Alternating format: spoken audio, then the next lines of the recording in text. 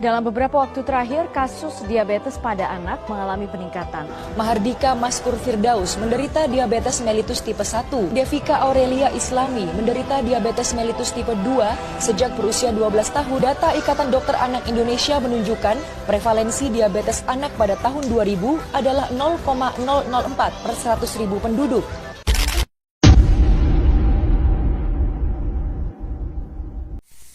Assalamualaikum warahmatullahi wabarakatuh. Perkenalkan, nama saya Amanda Putra. Saya akan memberikan video edukasi tentang penyakit diabetes melitus. Yang pertama sekali, apa itu diabetes melitus? Diabetes melitus adalah penyakit kronis yang ditandai dengan kadar glukosa gula darah yang tinggi karena tidak dapat memproduksikan insulin yang cukup atau menggunakan insulin secara efektif.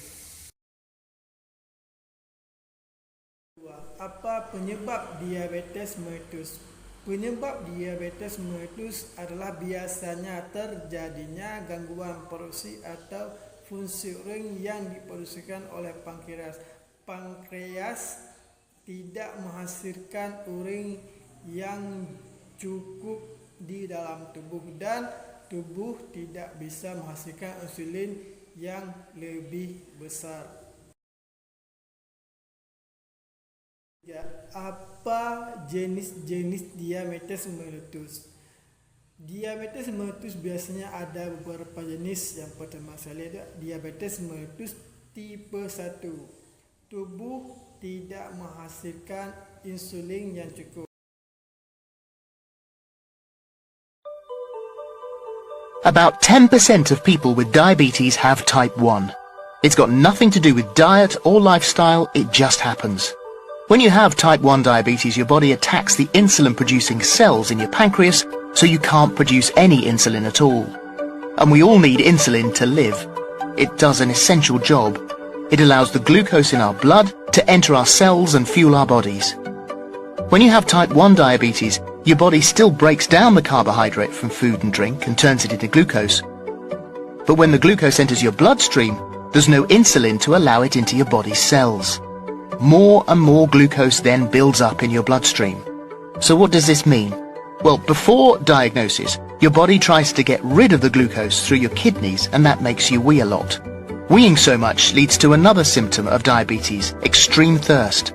Because glucose can't enter your cells to give you energy, you'll feel incredibly tired. To try and get energy, the body breaks down fat stores to provide fuel. That's why people often lose weight before discovering they've got type 1 diabetes. These symptoms tend to come on quickly, over just a few days or weeks. Anyone who has these symptoms should see a doctor as soon as possible. If you've got type 1 diabetes, you get insulin into your body by injecting it, or using a pump which delivers a constant supply into you.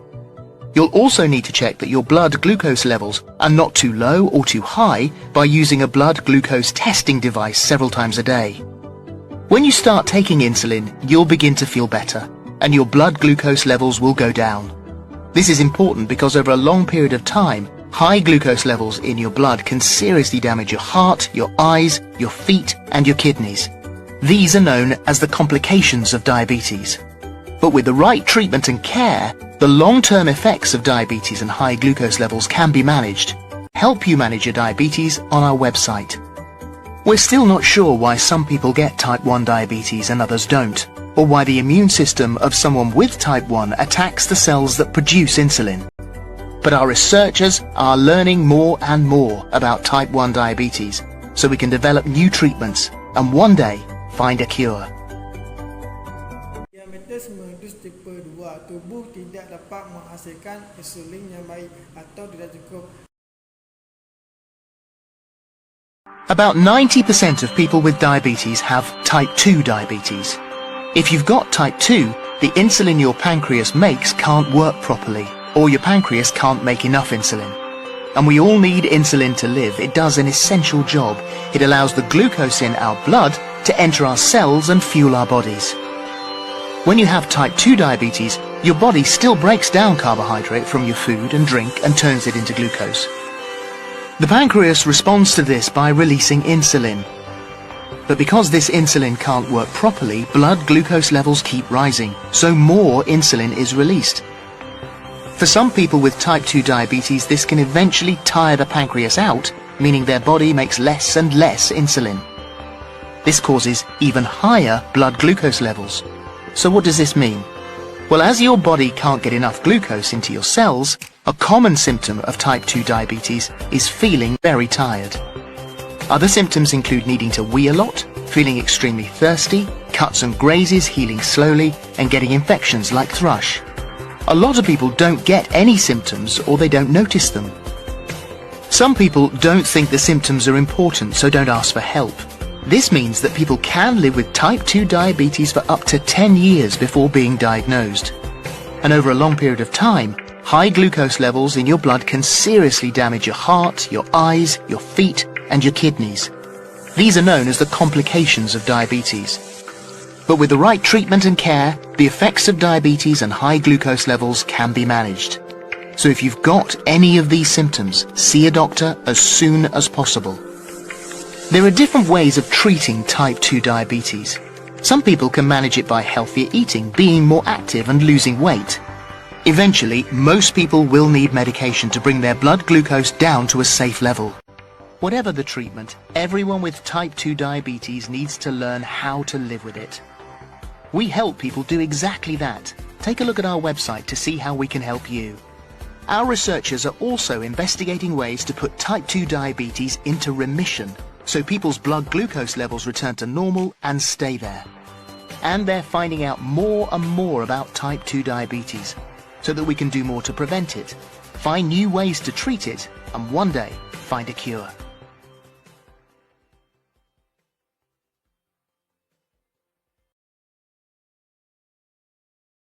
Gestional adalah diabetes terjadinya pada wanita selama kehamilan.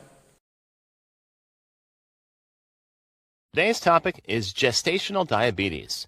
Gestational diabetes occurs when a woman without diabetes develops high blood sugar levels while being pregnant. Gestational diabetes typically develops between the 24th and 28th week of pregnancy. The raised blood sugar level associated with this condition can affect you and your baby's health if not properly treated. If poorly treated, babies born may be at a high risk of being too large, having low sugar after birth, jaundice, and increased risk for respiratory distress syndrome. If untreated, it can result in stillbirth.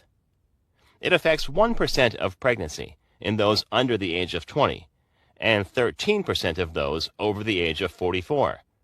In 90% of cases, the condition resolves after the baby is born. However, it raises the mother's risk of developing type 2 diabetes in the future. It also increases the risk of preeclampsia, depression, and requiring a C-section. Causes. Researchers don't understand the exact cause of gestational diabetes, but hormones are likely to play a role. Gestational diabetes is thought to occur because of the many hormonal changes that occur in the body during pregnancy. During pregnancy, the placenta that connects the baby to your blood supply produces a high level of various other hormones. These hormones may start to make your body resistant to insulin. Insulin is the hormone that helps glucose move from your bloodstream into your body's cell, where it is used up as energy. Insulin is made by the specialized cell in the pancreas that allows the body to effectively metabolize glucose. As the baby grows, more insulin-resistant hormone is produced by the placenta, provoking a rise in the glucose levels that can affect the growth and welfare of. If your risk factor is low, the doctor will likely screen you for the condition when you are in your 24th or 28th week of pregnancy. If you are at a high risk, your doctor may test for diabetes at the first prenatal visit. Glucose challenge test may be the first line of action. In this test, you drink a syrup glucose solution, after which your blood is tested an hour later to measure your blood sugar level. A blood sugar level below 130 to 140 milligrams per deciliter is considered normal. If your blood sugar is above that, it may suggest that you have a higher risk. To determine if you have gestational diabetes, a glucose tolerance test may be required. The glucose tolerance test is performed after an overnight fasting, after which your blood sugar level is measured. A higher concentration glucose solution is then given to you to drink, and your blood sugar level measured after every hour. Yang keempat, apa dampak dan komplikasi diabetes melitus? Biasanya komplikasi dan dampak diabetes melitus adalah peningkatan resiko serangan jantung dan gagal ginjal. Biasanya terjadi masalah mata yang kabur dan kesemutan dan nyeri dan lain-lain sebagainya. Yang kelima, bagaimanakah pencegahan atau pengontrolan terhadap orang penyakit diabetes melitus?